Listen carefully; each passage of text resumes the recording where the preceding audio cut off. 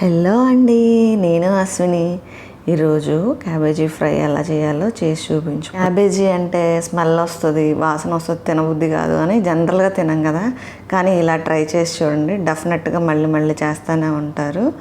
వాసన అనేది ఉండదండి. నేను క్యాబేజీ తీసుకున్నాను, దాన్ని సన్నగా ముక్కలుగా తరిగేసుకుంటున్నాను. ఒక ఆనియన్ కట్ చేసుకుంటున్నాను. ఆనియన్ కూడా సన్నగా తరిగేయాలండి, సన్న ముక్కలుగా తరిగి పెట్టుకోవాలి. ఒక 2 పచ్చిమిర్చి తీసుకున్నాను, వాటిని కూడా సన్న ముక్కలుగా తరిగేసుకోవాలి.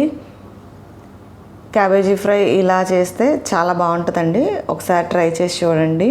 వాసన అనేది ఉండదు. క్యాబేజీలో న్యూట్రిటివ్ వాల్యూస్ ఎక్కువ ఉంటాయి, కానీ మనం స్కిప్ చేస్తాం ఈ స్మెల్ వల్ల. కానీ ఎలా చేయాలో చూద్దాం ఒకసారి. ఆయిల్ పాన్ పెట్టి హీట్ అయిన తర్వాత ఆయిల్ యాడ్ చేస్తున్నాను. అందులో తాలింపు గింజలు వేసానండి, జీలకర్ర ఆవాలు వేసుకున్నాను. తర్వాత పచ్చిమిర్చిని యాడ్ చేశాను.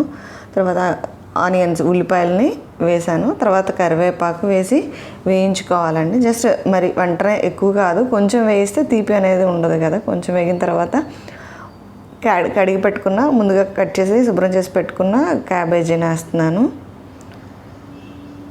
సన్నగా తరిగి వేసుకోవాలండి. క్యాబేజీని కూడా వేసి ఒకసారి కలుపుకొని ఆ తర్వాత సరిపోయినంత ఉప్పును వేస్తున్నాను. తర్వాత పసుపును కూడా వేసుకొని బాగా కలుపుకోవాలండి.